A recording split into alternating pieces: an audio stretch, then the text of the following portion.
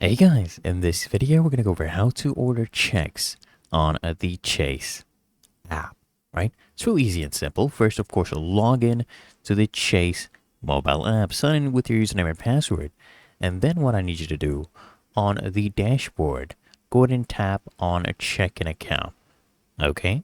Go ahead and do that, and just tap on the checking account you want to order checks for, scroll down and look for the option labeled order checks under account services.